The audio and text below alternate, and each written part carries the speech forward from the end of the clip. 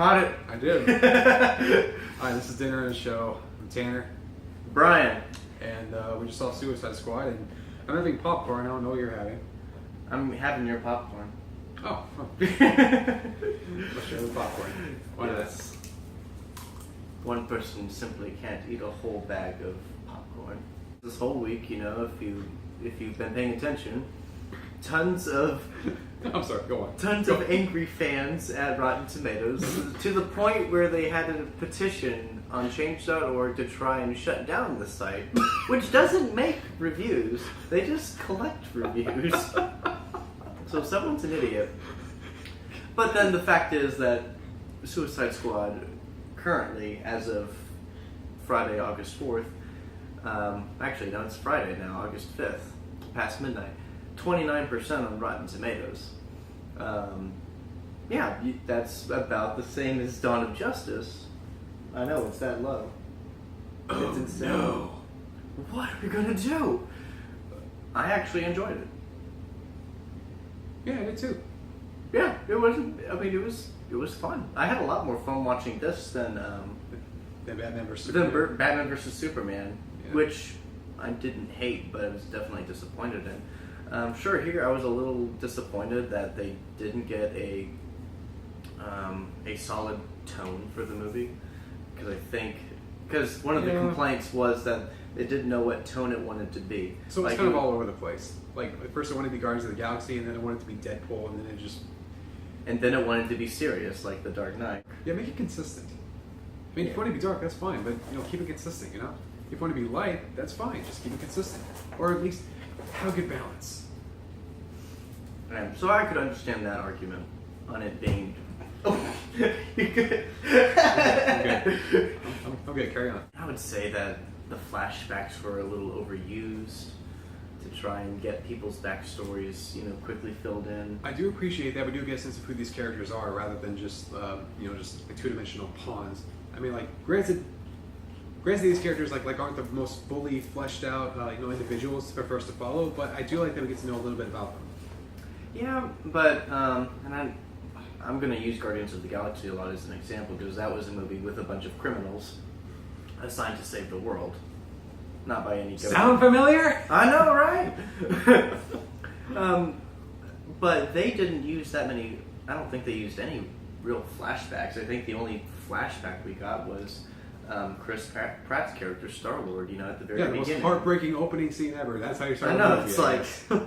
Yeah, it's a comedy. I was able to love all of those characters in Guardians of the Galaxy, and they didn't have to use flashbacks to get it. Now, I did love the flashbacks for the criminal, or for the, when Amanda Waller is going through the files towards the government agencies at the very beginning. Now, that was a lot of fun. Yeah, that's a clever way of delivering exposition. Yeah. By telling people who don't know, and also by showing us what she's telling them. Yeah, see, that was the fun part. That was the fun part. I think they were a little too long, but it's a minor complaint. It was still fun. It was still fun, but they used, I think, too many flashbacks throughout the movie to, for things that didn't really matter. Like, I didn't care about Harley Quinn looking at a pit of acid and seeing how she became Harley Quinn. That wasn't that big. Yeah, I do admit, I think we could have used... I don't think we needed that. Yeah. Or there are other people that had flashbacks that... You can already tell, from the crazy look in her eyes, that she is crazy for the Joker. By the way, that flashback about the acid does have something to do with her commitment to the Joker. When we already know, she's flat out crazy for him. I guess we can get to the characters now. The relationship between Joker and Harley was, I think, a little... Now, it's supposed to be bizarre. What'd you expect? Yeah, it's supposed to be bizarre. I was expecting that. It was just not the kind of bizarre I was expecting. And I'll explain my point. Go on. Because, in the animated series, it was, like a domestic abuse relationship. Like, Harley Quinn wanted to please her puddin', and Joker, would, manipulate her and use her, and, and then if she did something wrong, totally beat the snot out of her, almost killed her, I think, in one episode where she, was thrown out of a window. Yeah, that episode Mad Love. Yeah, it was insane. This evil criminal mastermind is not a nice guy. He's not a very funny clown. No, he's not. And in this one, he's more of like a mobster. Yeah, in Suicide Squad, he was more of a mobster, kind of like he owned the nightclub. Everyone's afraid of him, which everyone should. But yeah, and then him being obsessed with Harley to the point of breaking her out of jail, I didn't really find that natural. I would say of the Joker's character, like he doesn't really, and in the animated series, he wasn't to the point of breaking Harley out of jail because he was pining over her. He doesn't pine over people. If he pines over anything, it's the lack of crime he's doing. And this leads me to one of my little problems with the movie. I don't think the Joker is that interesting in this movie. He's just sort of He's just sort of your run-of-the-mill, mob boss. I mean, Jared Leto, he's trying. I think he did a good job, but he's doing well with what he has. I didn't mind his take on the Joker. I thought it was that laugh. I wish I could hear more of him laugh. We didn't hear a lot of his laugh. Okay. We said we'd like this movie, so let's get to the things that we do like about it. Yeah, because I'll admit the movie was a mess, but it was a fun mess. Yeah, I was never bored. Yeah, I was not. Yeah, I was not bored. I would say yeah. The action sequences were great. Yeah, go ahead. This movie was relentless, man. Yeah, they give you a ton of action sequences. I loved the visuals on there. Surprisingly, a lot of color. Yeah, I was really surprised by that. Like for a dark movie, which it is dark, it had a lot of colors in it. Besides, they had the costumes and stuff, especially Harley. She's all Harley blue and red. You brought the color back. Yeah, the opening credits, the end credits. Mm-hmm. You have, it's just they have color. It's great. It's wonderful to see it in a DC movie again. I know, right? Christopher Nolan didn't sap all the color out. Or Zack Snyder. The story was fine. I would say we never go to a superhero movie for story. Yeah, unless you're Christopher Nolan. That's the last thing we. Unless you're Christopher Nolan directing a Batman movie. But touche. Yeah. Dark Knight is awesome. It is. Will Smith, Margot Robbie, aka Deadshot, and Harley Quinn had very good chemistry together for the screen time that they had. They were the most developed out of the main cast. Yeah, and they were energetic. They were a lot of fun. Yeah, they had fun playing I following these people. Yeah, it was great. As for the other Suicide Squad members, like a lot of critics that criticize the film for like not developing the other members of the Suicide Squad very well, but I don't know. Sure the other members aren't developed as much as Deadshot and Harley Quinn, but I still enjoy being in their company, and like I said, you still get to know a little bit about them. I like Diablo, played by Jake Hernandez. I liked what's the name of the soldier? Flag. Rick Flag. That's right. Played by Joel Kinnaman. I thought he was really compelling. See, I felt some of their backstories were tacked on a little bit. Like I didn't see a whole lot of development. Yeah, but at least they didn't wait until the middle of an action scene to just force its its flashbacks on you while we're in the middle of fighting. They at least wait until there's some time to kill, when some breathing time, breathing room. Yeah, like the scene where they're sitting at a bar in the bar, drinking, which I like because that was that was nice. It was a quiet moment. Yeah, had some time to relax a little bit. You don't get that in a superhero movie that much. Yeah, no. But Rick Flag's motivation for saving the world, I don't know. I'm not sure if it's a big old spoiler or not, but it just felt tacked on. Like there was not a whole lot of. Really felt it was a motivation all along.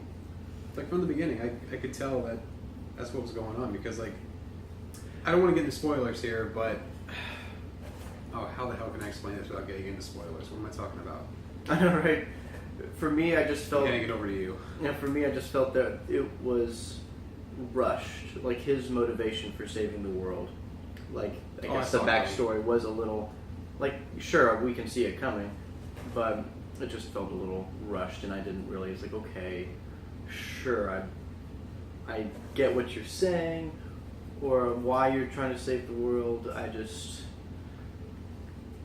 didn't empathize with him as much because I didn't think the movie gave him enough time to be developed for his emotion. Basically, the main reason the world needs to be saved is because, big surprise, the government screwed up and they have to cover it up somehow. But his motivation I can get behind. Yeah, I mean, he has a good motivation. It's just I wish it was further developed so that it could be a more emotional impact on the audience. I thought it was enough for me. Okay, I got into it. that's fine. As for the other characters, though, There is a fun superhero cameo, and it's not just Batman. If you watch it, you can tell that we're giving you a big hint. yeah, Big hint on. Yeah. All right. subtle. I'll just leave it there. And then there's a mid-credit scene, so please go. Don't leave after. As soon as the credits hit, there is a mid-credit scene, not an end-credit scene, just a mid-credit scene.